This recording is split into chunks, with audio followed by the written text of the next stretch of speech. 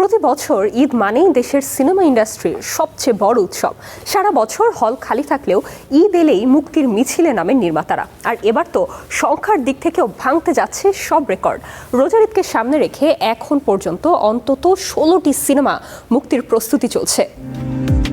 প্রতি ঈদেই আলোচনার কেন্দ্রে থাকেন শাকিব খান। এবার তিনি আসছেন 90 দশকের এক গ্যাংস্টারের চরিত্রে। Prince once upon A time in Dhaka নামের এই সিনেমা পরিচালনা করছেন আবু হায়াত মাহমুদ। শাকিবের বিপরীতে আছেন তাসনিয়া ফারিন ও পশ্চিমবঙ্গের অভিনেত্রী জ্যোতির্ময়ী কুণ্ডু।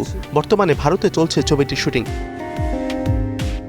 গত বছরের মতো এবারও ঈদের তালিকায় আছে আফরান নিশো। রেদওয়ান রনি পরিচালিত দম সিনেমাটি সত্য ঘটনার অনুপ্রেরণায় নির্মিত একটি সার্ভাইভাল গল্প।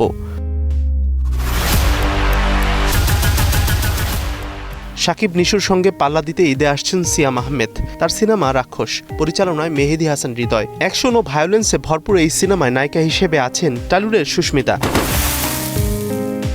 সাহিত্য নির্ভর সিনেমার তালিকায় রয়েছে তানিম নূর নির্মিত বনলতা এক্সপ্রেস। হুমায়ুন আহমেদের উপন্যাস অবলম্বনে তৈরি এই সিনেমায় চিত্রা চরিত্রে অভিনয় করেছেন সাবিলা নূর।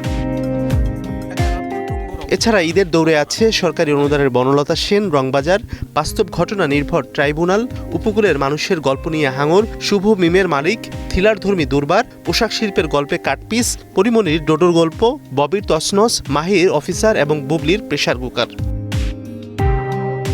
সব মিলিয়ে হল সংকটের এই সময়ে শেষ পর্যন্ত কতগুলো সিনেমা মুক্তি পায় সেটি এখন বড় প্রশ্ন।